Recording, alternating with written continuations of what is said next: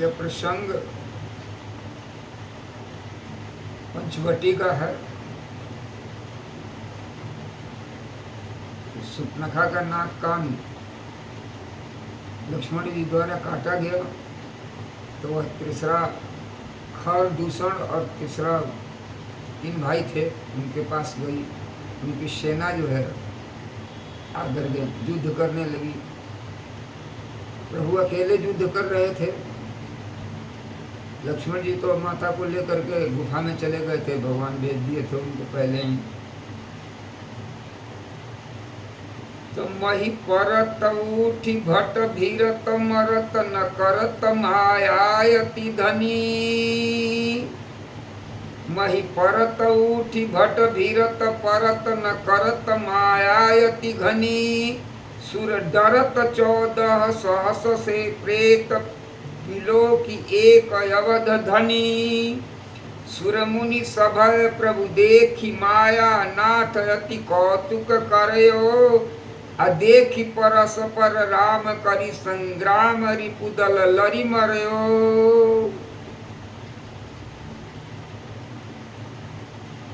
योद्धा पृथ्वी पर गिर पड़ते हैं, फिर उठकर भिड़ते हैं, मरते हैं, और वही मरते नहीं, बहुत प्रकार की अतिशय माया रचते हैं। देखकर देवता यह देखकर डरते हैं। प्रेत राक्षस अर्थात राक्षस 14,000 हैं, और अयोध्यानाथ श्री राम जी अकेले हैं। देवताओं और मुनियों को भयभीत देखकर माया के स्वामी प्रभु ने एक बड़ा कौतुक किया, जिससे शत्रुओं की सेना एक दूसरे को राम रूप देखने लगे और आपस में ही युद्ध करके लड़ मरी।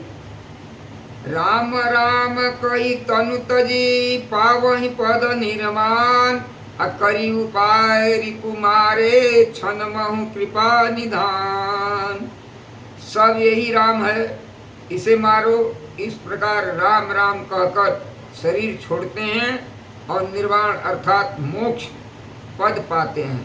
कृपा निधान श्री राम जी ने यह उपाय करके क्षण भर में शत्रुओं को मार डाला।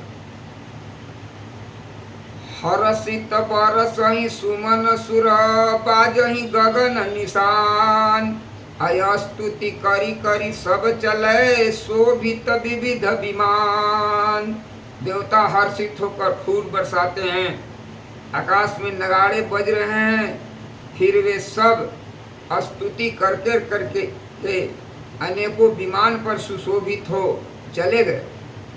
जब रघुनाथ समर रिपुजीते सुर नर मुनि सब के भय बीते। तब लक्ष्मण सीतहि ले आए प्रभु पद परत हरषि उर लाए। जब श्री राम जी ने युद्ध में शत्रुओं को जीत लिया तथा देवता मुनि मनुष्य और मुनि सबके भय नष्ट हो गए, तब लक्ष्मण जी सीता जी को ले आए। चरणों में पड़ते हुए उनको प्रभु ने प्रसन्नता पूर्वक उठाकर हृदय से लगा लिया। सीता चितव श्याम मृदुगाता परम प्रेम लोचन नया घाता। पंचवटी बसी श्री रघुनाय करत चरित सुर मुनि सुखदाय। सीता जी श्री राम जी के श्याम और कोमल शरीर को परम प्रेम के साथ देख रही हैं, नेत्र आघाते नहीं हैं। इस प्रकार पंचवटी में बसकर श्री रघुनाथ जी ने देवताओं और मुनियों को सुख देने वाले चरित्र करने लगे। धुआं देखी खरदूषण केरा जाई सुपनखा रावण प्रेरा। बोली बचन क्रोध करी भारी देश को सकै सुरति विसारी। खरदूषण का भी ध्वंस देखकर शूर्पणखा ने जाकर रावण को भड़काया। वह बड़ा क्रोध करके वचन बोली, तूने देश और खजाने की सुधि ही भुला दी। करसी पान सोअसी दिन राती, सुधि नहीं तो सिर पर आराती। राजनीति बिनु धन बिनु धर्मा, हरि समर पै बिनु सतकर्मा। विद्या बिनु विवेक उपजाए, श्रम फल पढ़े किए अरुपाए। संगत जाति कुमंत्र ते राजा, मानत ज्ञान पानते लाजा। शराब पी लेता है और दिन रात सोता रहता है। तुझे खबर नहीं है कि शत्रु तेरे सिर पर खड़ा है। नीति के बिना राज और धर्म के बिना धन प्राप्त करने से, भगवान को समर्पण किए बिना उत्तम कर्म करने से और विवेक उत्पन्न किए बिना विद्या पढ़ने से परिणाम में श्रम ही हाथ लगता है। विषयों के संग से सन्यासी, बुरी सलाह से राजा, मान से ज्ञान, मदिरा पान से लज्जा।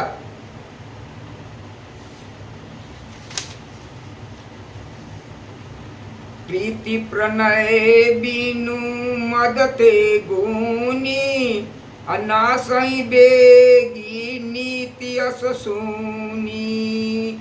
नम्रता के बिना, नम्रता के न होने से प्रीति और मद, अहंकार से गुणवान शीघ्र ही नष्ट हो जाते हैं। इस प्रकार नीति मैंने सुनी है। रिपुरुज पावक पाप प्रभु, अहिगन छोट करी। अस कई विविध विलाप करी, लगी रोदन करना। शत्रु, रोग, अग्नि, पाप, स्वामी और सर्प को छोटा करके नहीं समझना चाहिए। ऐसा कहकर शूर्पणखा अनेक प्रकार से विलाप करने लगी, अर्थात रोने लगी। सभा मांझ परी व्याकुल, बहु प्रकार करोई। तुहि जियत दस कंधर, मोर की असी गति होई।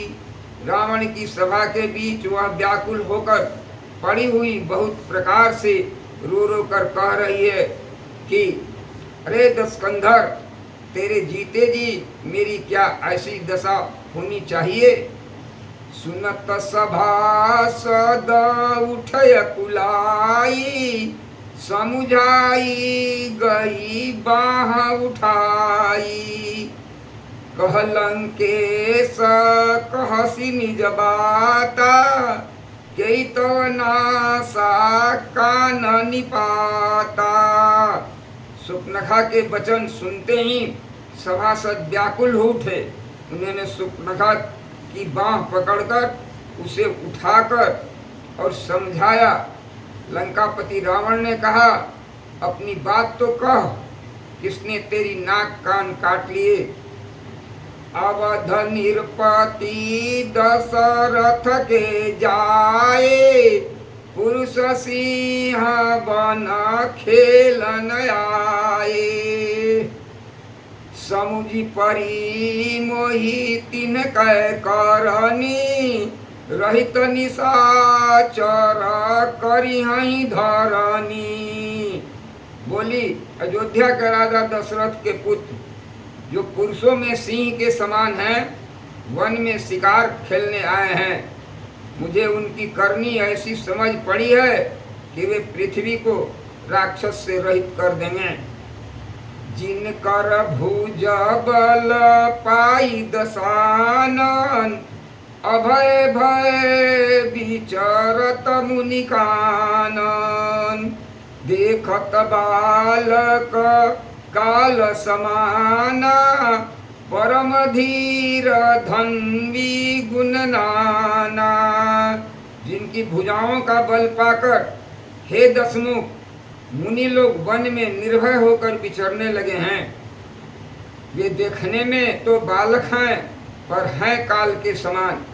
वे परम धीर श्रेष्ठ धनुधर और अनेक गुणों से युक्त हैं। अतुलित बल प्रताप दो भ्राता खल बधरत सुर मुनि सुखदाता। शोभा धाम राम यश नामा तिनके संग नारी एक श्यामा। दोनों भाइयों का बल और प्रताप अतुलनीय है। वे दुष्टों के वध करने में लगे हैं और देवता तथा मुनियों को सुख देने वाले हैं। वे शोभा के धाम राम ऐसा उनका नाम है। उनके साथ एक तरुणी सुंदरी क्षत्रिय रूप राशि विधि नारी सवारी रति सत कोटि तासु बलिहारी। तासु अनुज काटे श्रुति नासा सुनित भगिनी करही परिहासा। विधाता ने उस स्त्री को ऐसी रूप की राशि बनाया है कि 100 करोड़ रति अर्थात कामदेव की स्त्री उस पर निछावर हैं। उन्हीं के छोटे भाई मेरे नाक कान काट डाले। मैं तेरी बहन हूँ यह सुनकर मेरी हंसी उड़ाने लगे। खरदूषण सुनी लगे पुकारा छन महु सकल कटक कुंभ मारा। खरदूषण तीसरा कर घाता सुनि दस जरे सब गाता। मेरी पुकार सुनकर खरदूषण सहायता करने के लिए आए पर उन्होंने क्षण भर में सारी सेना को मार डाला।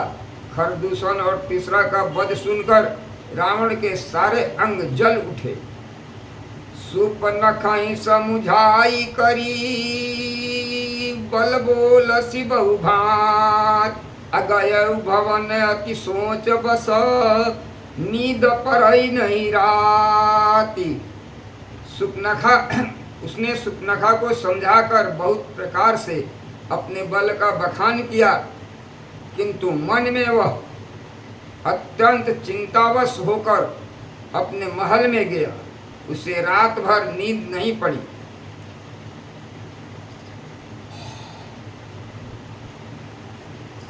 सुर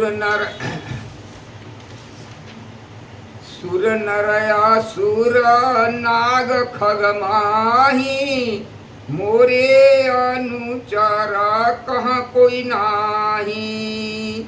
खरदूषण मोहि समान बलवंता तिनई को मारई बिनु भगवंता। वह मन ही मन विचार करने लगा देवता मुनि असुर नाग और पक्षियों में कोई ऐसा नहीं जो मेरे सेवकों को भी पा सके। खरदूषण तो मेरे समान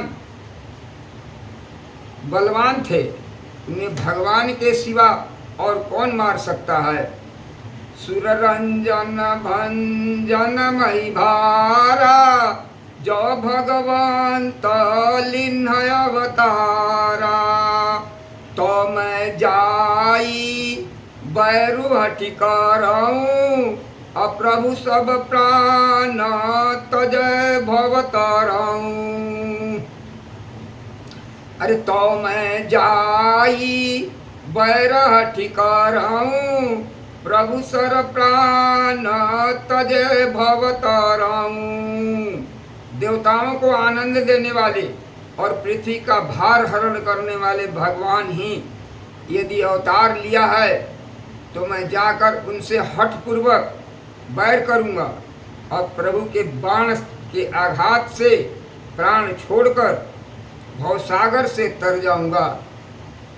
हो यही भजनु न तामस देहा मन क्रम वचन मंत्र दृढ़ एहा जो नर रूप भूप सुत को हरियऊ नारी जी तिरन दो। इस तामस शरीर से भजन तो होगा नहीं, अतएव मन वचन और कर्म से यही दृढ़ निश्चय है।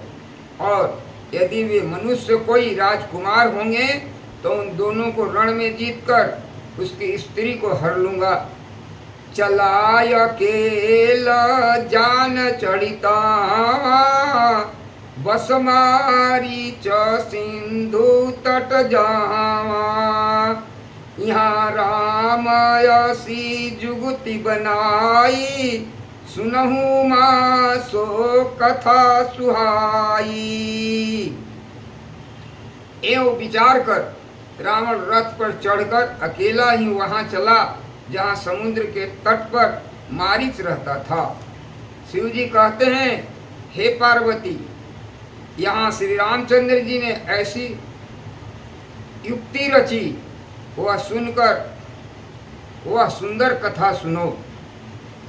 लक्ष्मण गए बनहि जब लेन मूल फल कंद अजान जनक सुतासन बोले बिहसी कृपा सुख वृंद।